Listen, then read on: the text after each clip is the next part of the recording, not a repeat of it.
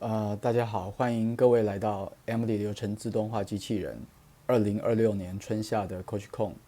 我是创办人 Jerry。CoachCon 是我们为所有 Emily 的使用者以及合作伙伴筹划的线上产品技术大会。那借由这样子的活动呢，我们定期的分享 Emily 最新的产品技术以及重大的更新。大家应该都有感受到今年初AI 卷应用的大爆发。从去年底 Anthropic 更新模型到 Cloud 4.5之后，可以媲美专业软体工程师的 Cloud Code 它就迅速的爆红。接着今年初用 Cloud Code Vibe Coding 出来的 Open Cloud，也开启了一般玩家他养龙虾的热潮。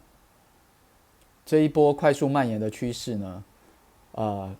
其实是将大众对 AI 的认知从只能聊天对话的聊天机器人，转变为可以帮我做事的代理人，也就是所谓的 AI agent。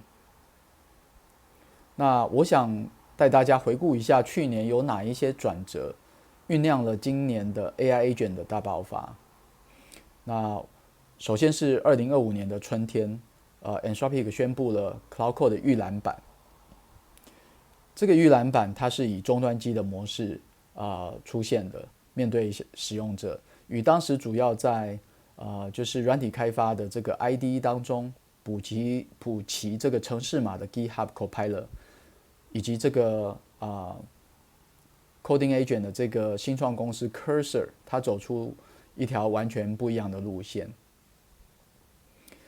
那接着呢 ，Anthropic 在夏天随着它 Cloud 4.0的上线，将 Cloud Code 的正式版正式推出了。那在去年底的这个 Cloud 4.5，它特别还提升了长时间工作的能力之后，以及使用了工具的能力之后，那 Cloud Code 的采用呢，就席卷了整个软体开发的圈子。而小龙虾的创办人，他则是在Cloud Code 它正式版上线之后，他自己用 Vibe Coding 尝试了多个专案，好，这边记录到的是44个专案。然后呢，他就在半年内呢开源了所谓的 CloudBot 专案。那这个专案就迅速的在 AI 的玩家当中，AI 玩家的圈子当中爆红。那甚至它这个 CloudBot 的名字因为跟 Anthropic 的商标非常相似，所以它还被迫改了好几次，才成为现在大家所熟知的 Open Cloud。那这个小龙虾的创办人Peter 他也自己讲说I ship code I don't read， 也就是说 Vibe Coding 是他只告诉Coding Agent， 也就是 Cloud Code他想要什么你要帮我做什么，但是呢这个 Cloud Code 写出来程式码他却没有阅读，他就 ship 出去就是上线了。那这样子的趋势对我们 Emily 团队来说，我们观察到的这个现象，就是暗示着 AI 将会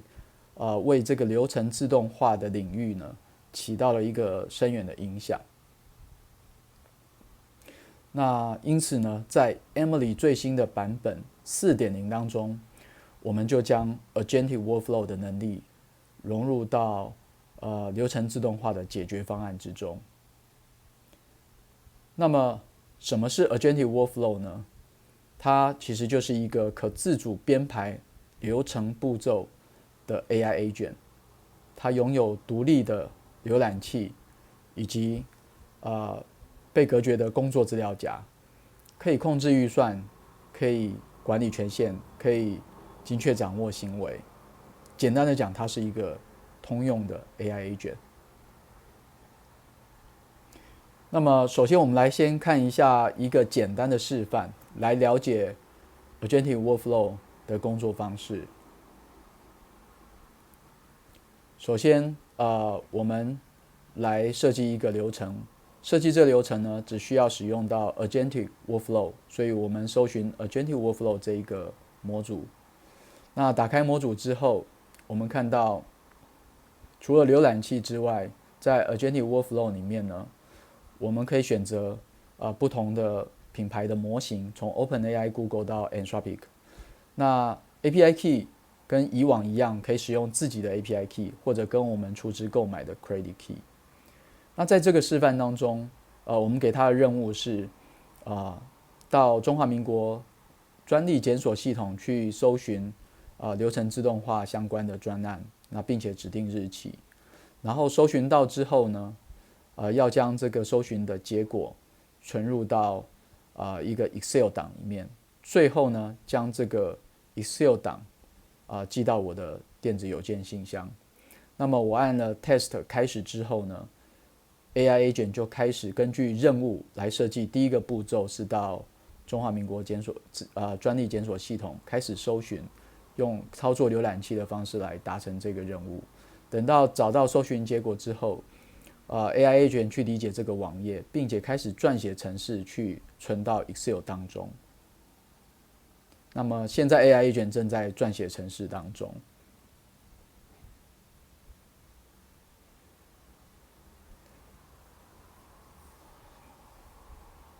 那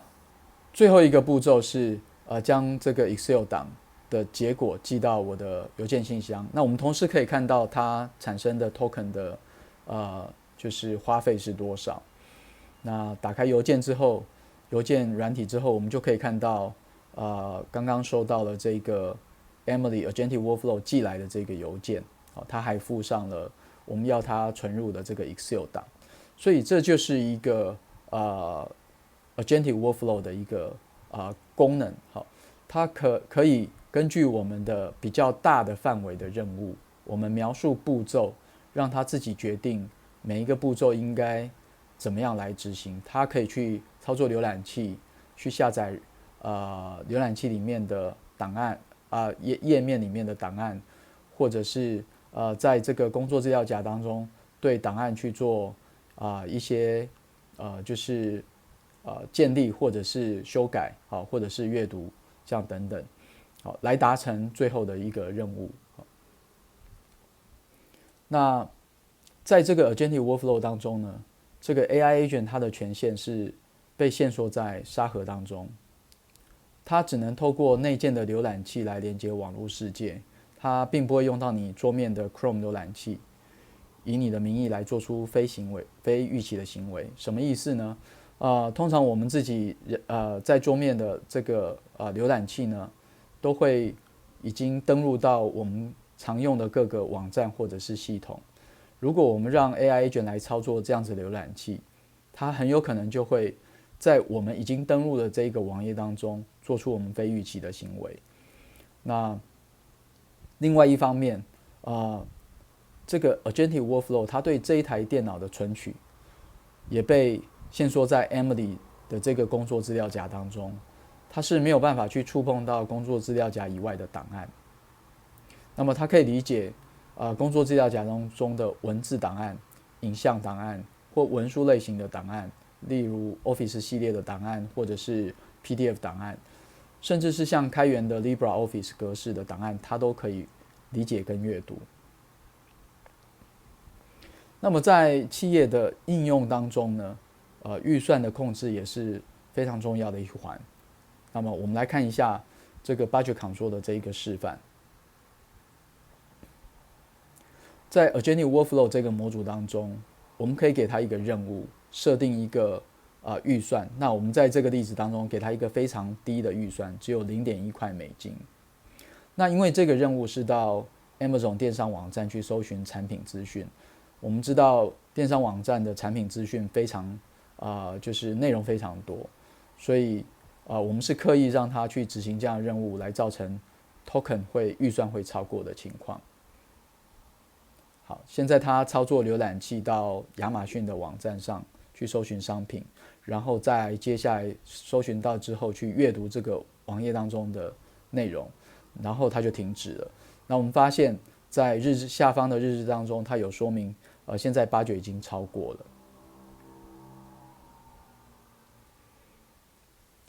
那么在通用的 AI Agent 在企业应用当中，最大的挑战呢，其实是如何确保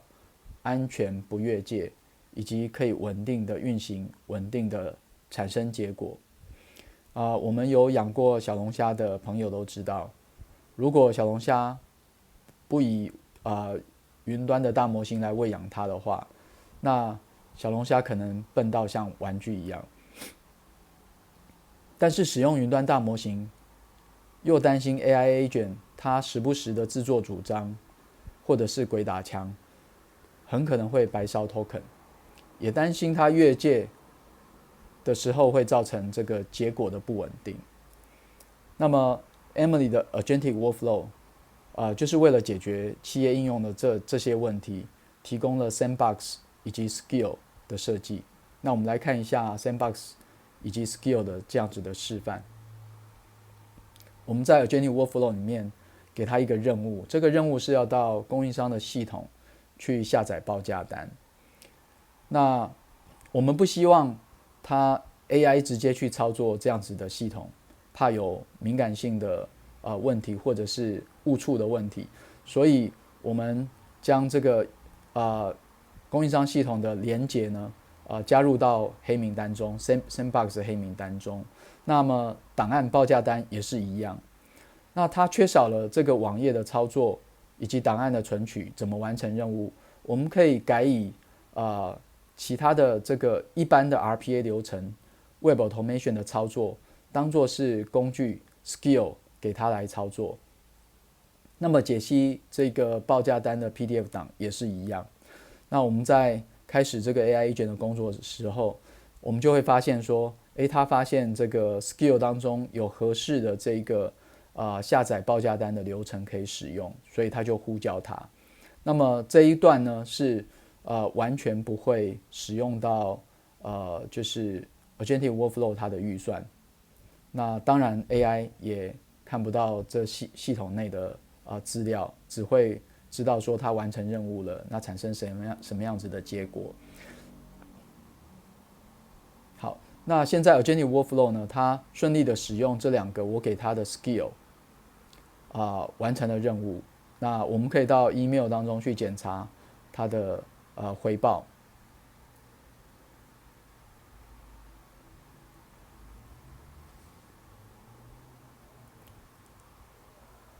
那么随着 Emily 4.0 的发布，我们正式将会自主思考的 Agentic AI 以及传统的 RPA 机器人融合成适合企业的流程自动化解决方案。那么企业呢，可以根据不同的应用场景来选择不同的融合比例。举例来说，像是在高度知识化的流程当中呢，可以采取传统的 RPA 为主的设计。那么在一部分的步骤当中插入了 Agentic Workflow 或者专用的该功能专用的这个 agent 来解决局部非标准化的流程或者是非标准化的资料的问题。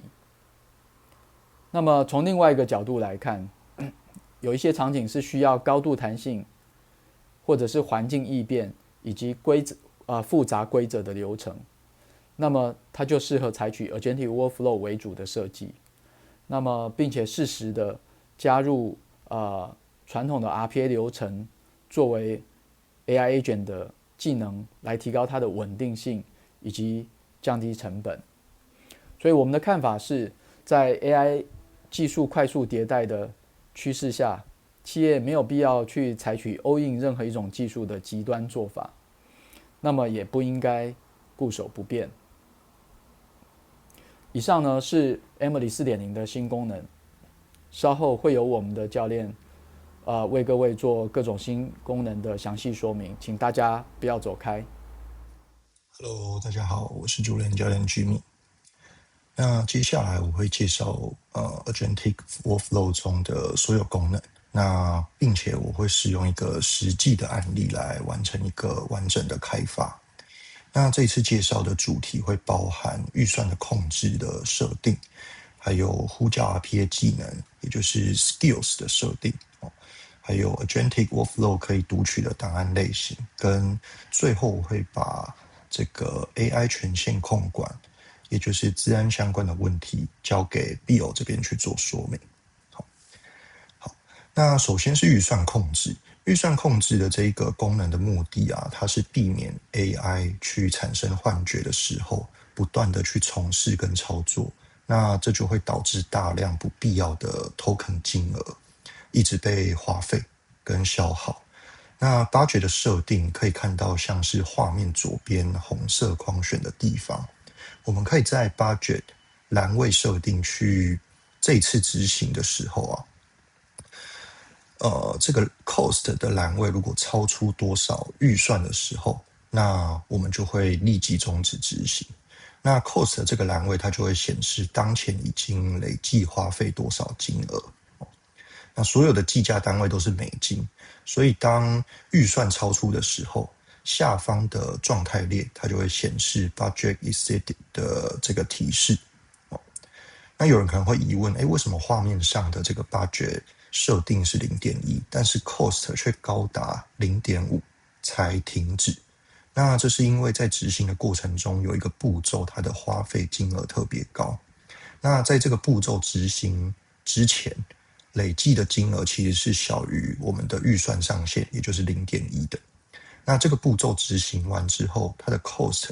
累计起来才从小于0.1的状态变成大于0.1的状态。那花费超过的时候啊，那它这个 AI 才会停止动作。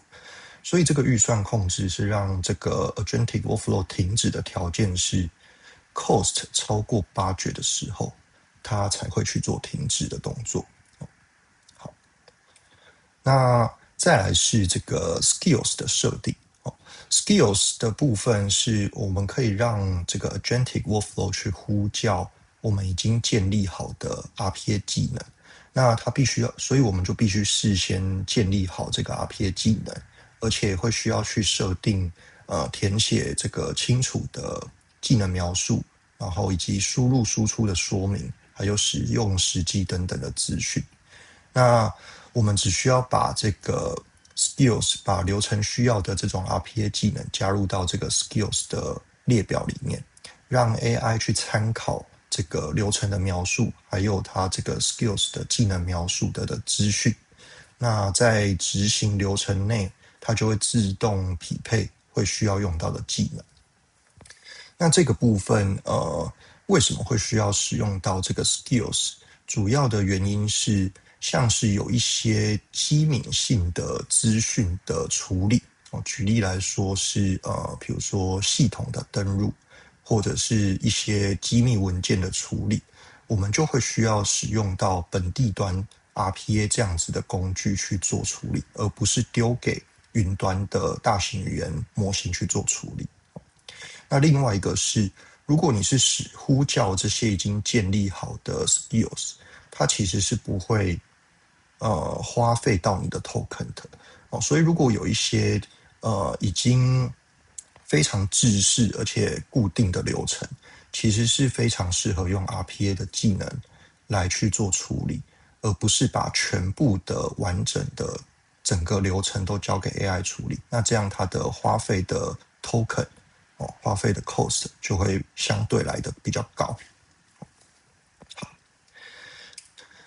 那再来是 AI 权限控管的部分。Agentic Workflow 它其实能够读取跟操作的档案都只限于在工作资料夹内的档案，而且我们可以透过 Sandbox 的设定，可以去设定这个档案啊、网页等等的黑名单，禁止 AI 去读取跟操作。那这一部分详细的设定的说明我们在下一个session， 也就是 build 的 session 会做详细的介绍。那接下来我会来展示一个完整的 Agentic Workflow 的开发流程。那这个开发内容是这样，我会需要去输入发票的资讯到这个网页的系统，所以一开始我会需要去登录网页的发票系统，然后接着我要去根据发票的上面的资讯，把它复制贴上到这个系统上面。那最后输入完之后，再登出这个网页的发票系统。好，那这边我先展示一下这个网页的发票系统，它大致上是怎么做操作。那像我桌面上其实有几张发票，那我会需要把这个发票的内容输入到网页系统上。那在登入系统的部分，我们就会需要输入账号密码。那这一部分其实是机敏性的资讯，所以这一部分的流程我会交给 RPA 来去运行。那进入系统之后，我就开始要根据这个发票上面的资讯，一一的 key 打到这个系统上面。所以这一部分的资讯，因为发票啊等等的资讯，其实比较不是机敏性的资讯，所以这些动作我就会交给 Agentic Workflow AI 云端的语言模型来去完成。所以在开发这个 Agentic Workflow 之前，我们其实必须要先准备好一个需要用 RPA 执行的技能，也就是登录的部分。那登录的部分因为它会需要使用到账号密码，然后这些都是机敏性的资讯，所以会是用传统的 RPA 的开发方式来去录制完成。所以一样，我们首先会先进入到这个训练模式。那会需要参考到的账号密码的档案，我们就会用汇入档案的方式去把它放到我们的工作区，也就是 Emily 的工作资料夹里面。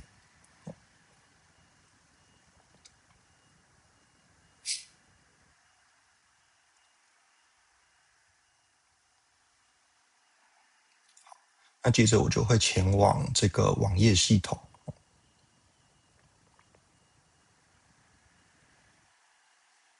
然后利用录制的方式去输入这个账号密码，然后完成这一些网页的操作。那只需要确保它账号密码，然后点击登录，最后是有登录到系统的，那就完成了。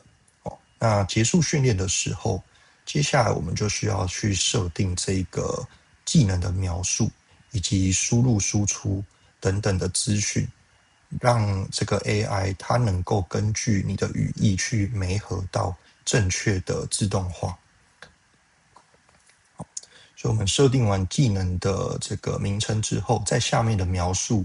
要去描述这一支自动化 RPA 的技能是在做什么事情。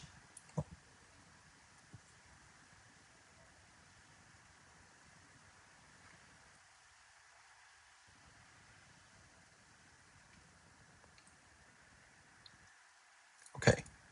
那这一些描述啊，都是语言模型会去参考的依据。那以及它的输入输出的设定，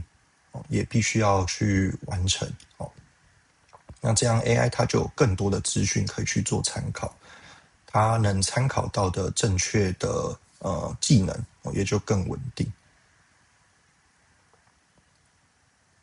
那以这个自动化来说，它会需要参考2个输入的档案，就是发票系统账号跟密码的文字档。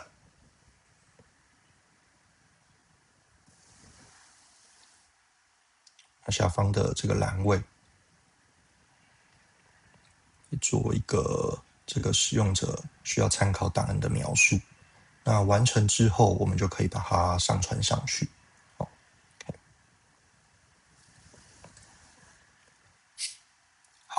那完成了这一个就是需要被参考的 RPA 自动化之后，那接下来我们就会进到这个 Agentic Workflow 的开发。那 Agentic Workflow 的开发一样，我们先进入训练模式，然后接着一样会是使用汇入档案的方式去把我们需要解析的这个发票放到 Emily 的工作资料夹。那原因是因为Agentic Workflow 它只能去操作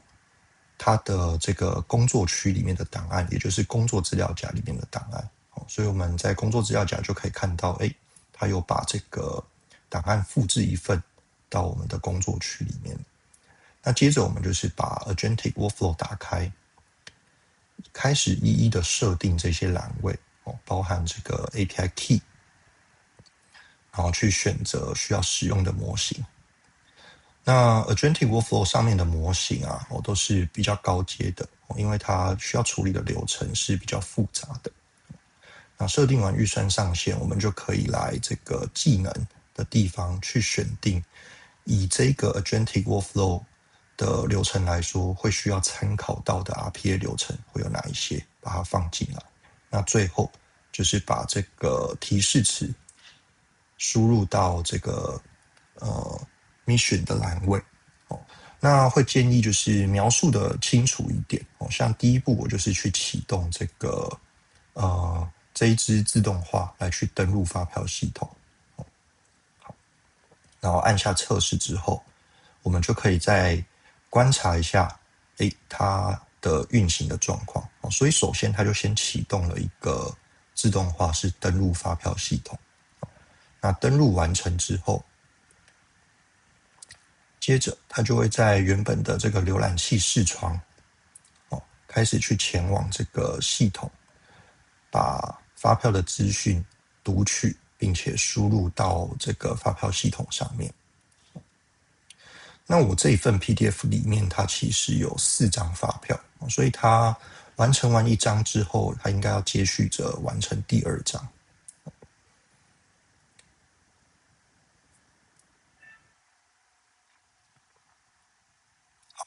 那我有看到它输入第1笔是正确的，也接着开始输入第2笔。那在这测试的过程中，我不想要让它全部跑完，我就可以按下这个 Stop 停止，然后让它终止运行。那从前2笔的资料观察起来，它是正确的。然后执行完成之后，它也会把这个工作资料夹打开。而且在这个工作资料夹里面，所有的网页操作的每一个步骤，它都会截图下来做记录。那这样是让日后在执行发现有异常的时候，我们有更清楚的了解 AI 它当时网页发生什么事情。那最后我们就把这个技能的名称，然后描述，以及需要参考的档案啊等等资讯，然后设定好，就可以再测试1次。那这一次我就让它换1张发票去运行看看，看它是不是也是能够完整的解析出来，并且输入到我们的网页系统上面去。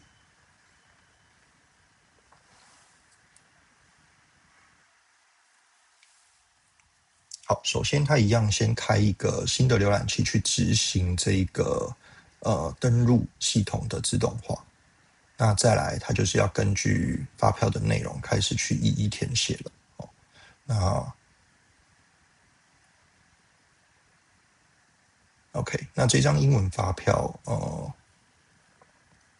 OK， 它就填写好这些详细的资讯，最后再做登出。那整个完成之后，我们就结束，然后就可以去这个执行结果的地方去查看它当时的 log 啊、参考的档案等等。OK， 那我们从这个网页系统上面也可以去查询一下，它有没有新增刚刚2张发票已经有登录了。那结果应该都是正确的。所以在这一个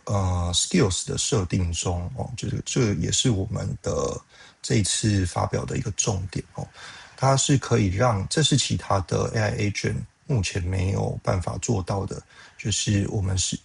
可以透过已经建立好的自动化，然后让 agent 去做呼叫。那执行这种地端的 RPA 的自动化的话，它是完全不需要花费 token 的好。那下一个部分是AI agent 应该说 Agentic Workflow 它可以读取的档案的类型那这边有一个列表给大家参考。Agentic Workflow 刚刚有提到，因为我们这个资安相关的问题所以我们一定要是让 Agentic Workflow 它只能去读取工作资料夹里面的档案而已。那包含像是文字结构化的资料档案，比如说文字档CSV 或是 Markdown、JSON 或是 XML 档案这些都支援，可以去让 Agentic Workflow 去做读取、辨识，然后去整理出你需要的资讯。那 PDF 图片这一些也都是跟 Office 系列相关的档案。那以上就是这一次这个我分享的部分就先告一段落。那接下来会交给我们的教练 Bill 来去说明这个 Sandbox 以及治安相关的这些议题。OK， 感谢大家。好，谢谢前面 Jerry 跟 Jimmy 精彩的介绍。那大家好，我是 Emily 的教练 Bill。那由我接续为各位来介绍Agentic Workflow 中一些有关资料安全的相关设定。好，那 Agentic Workflow 呢，我们先带大家来看一下前几个月前的新闻有一个这个 AI Agent 的使用者他使用 Agent 来整理这个信件的时候那发生了这个 Agent 自作聪明删光了他所有信件的这个产质那有这个前车之鉴我们在实际的将一套 Agent 系统落地之前，你应该要先了解如何在 Agent 大展身手执行任务的时候也能保护你的相关档案的资料安全。好，那我们先带大家来看一个实际的例子那这个例子其实是这样，这例子说是一个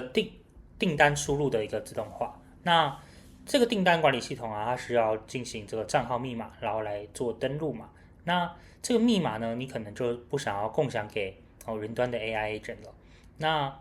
其中呢，这个在订单的修改界面也有删除订单这个功能，那这也是比较危险的功能那我们也必须要做一点限制，来让 AI 不要在这边进行操作。那我们就先实际的演示一次我所准备的这个订单自动化。那使用 Agentic Workflow我可以轻松的使用自然语言，就让 Agent 执行我想做的任务那首先我就是想先让 Agent 到我的 Gmail 信箱去找寻跟订单相关的信件，找到之后呢，他就来登录我的订单管理系统，并且呢，根据辨识出来的这个订单资讯一笔一笔的把我的订单给输入到这个系统中。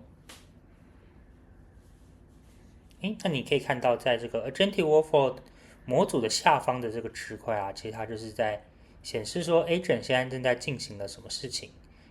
你可以看到说它正在找寻跟订单资讯相关的这个栏位点选这些栏位，并且输入资讯，新增订单。那每做一次这些步骤其实都会累积这个 token 的消耗。那这个 token 的消耗，其实它的累积的这个数值就在我们的 cost 栏位中，那单位是美金。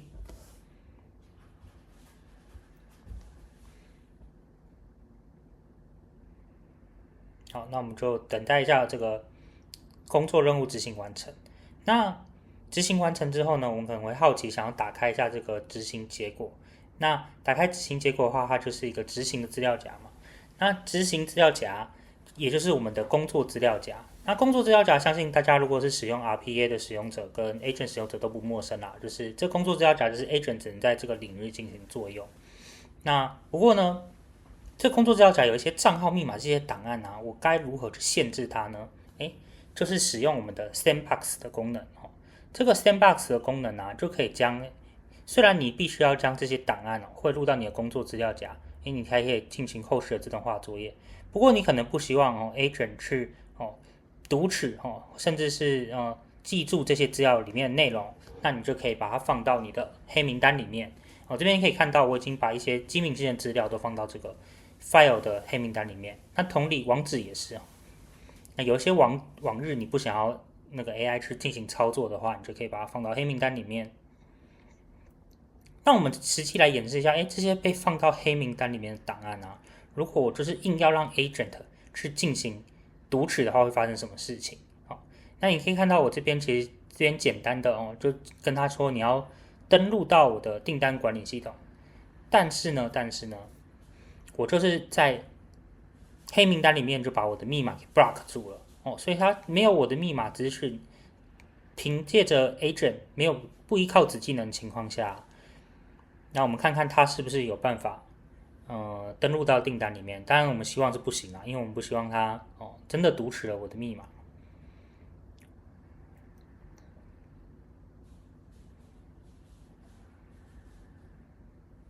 那这边可以看到，其实他就尝试的是读取工作资料夹内的档案，但他发现他读取到这个 password 这个文字档案的时候被 block 住了，因为它没有权限去读取。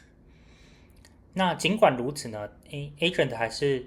必须要竭尽所能的来达成我们的任务嘛，所以他还是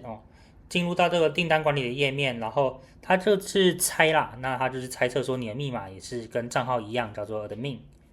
有的时候他可能会猜对，但这次不会因为我的账号跟密码是不一样的。那你会发现说这边我有加快这个倍数啦，你会发现说它其实就是在不断的从事，不断的想方法要进行登录，因为这是我们的任务目标，但是因为它没有我们的密码，那所以它到了这个 cost 到了我们的日算 budget 之后呢，它就自动 shut down 了。那所以这边我们再帮大家总结一些我们刚刚所演示的一些重点，也就是说呢，agent 其实它被限制说它在工作资料夹内工作，但是在工作资料夹内比如说我有这个账号密码要进行登录，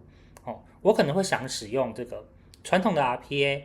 因为传统的 RPA 来进行登录的话呢，第一个这个步骤是固定的，第二个呢就是它在使用这些账号密码的参考档案的时候，它不会把它上传到其他地方。这些档案呢，都还是留在你本地端的电脑。那如何避免这个云端的 AI 模型去偷看你的一些机敏性资料呢？我们就可以把它放到 Sandbox 的这个黑名单里面网址也是一样，有些比如说订单这个修改或者删除的这个网址我们就一样把它放到黑名单里 ，AI 就没有办法去访问这些网址。接下来的话，我来大家看的事情是这个，如果说你连这个订单本身连订单本身都不希望上传到云端的 AI， 但是你又希望说我有一个云端 AI 的大脑可以来帮我指挥完成我的流程，那这个看似是很苛刻的条件很困难的要求。好，那我们该怎么办到呢？我们其实可以在流程中去呼叫本地端的模型，让本地端的模型来帮你进行一些比如说订单辨识，使用云端的大模型，依靠他们这个最强的大脑来帮你做策划规划整个自动化流程。那在关键你不需要你想要保障资讯安全的时候你就使用这个地端的模型来进行辨识。那我们直接来演示一下也是订单输入的这个例子但是呢，我在辨识的这个步骤，我使用的是 Ollama 的地端模型那它这样子呢，就可以保障你的这个订单资讯就可以不会让这个云端的不会上传到云端之中那我们实际来演示一次。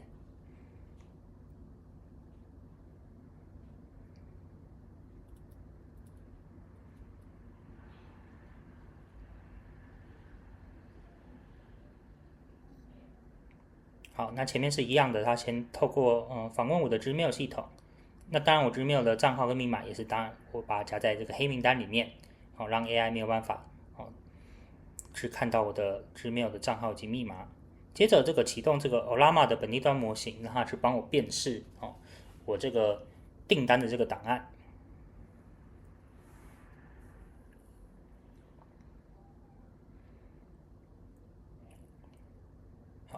辨识完之后，不同于上个例子是只有登录的时候是使用到我们的子技能的功能。这一次我除了登录以外我连输入订单的这个步骤，因为当然我们不希望订单资讯外漏嘛，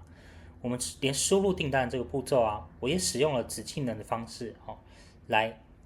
去输入，更加保障了我们每一笔资料的资讯安全，并且呢，这个还有一个好处，就是当我在使用子技能的时候，其实是不消耗 token 的不消耗 token 的。我们可以来看一下最后的我们的 token 消耗。我们最后的 token 消耗其实是非常非常低的，因为这个时候呢，你使用到 Agentic Workflow 它就只有在进行规划要呼叫哪一个子技能的这个时候会使用到 token， 那其他时间是不会用到 token 的。好，这边我们来总结一下 Agentic Workflow 中这个沙盒的系统如何来保护我们的资料安全。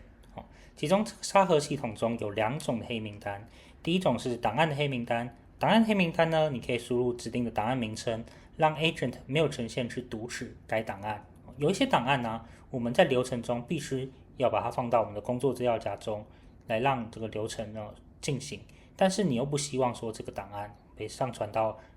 云端的 AI 让他们去读取去检视，这种时候我们就可以利用档案的黑名单，把这些档案的权限给锁定住，让它没有权限读取这个档案。那这些权限被锁定住的档案呢，我们一样是可以透过我们的子技能，使用传统的 RPA 来去呼叫执行我们的自动化流程。第二种呢，就是网址的黑名单。网址的黑名单呢，其实就是顾名思义，输入指定的网址让 agent 直接就是没有办法访问这个指定的网址。那它会是用在说，比如说你有个内部系统这个内部系统比较重要，它可能有一些删除或是修改资料库的权限，那你当然不希望 agent 去进到这个网日中去执行相关非日期的自动化操作你就可以直接把这个重要的网址加到这个黑名单里面，让 agent 没有办法去访问到这个网址内的内容。好，以上就是我们2026年6月的 CoachCon 带来我们 Emily 4.0 的内容。那就是在这边跟大家说声谢谢谢谢陪我们看到这边。那我们半年后下一次的 CoachCon 再相见咯，谢谢，拜拜。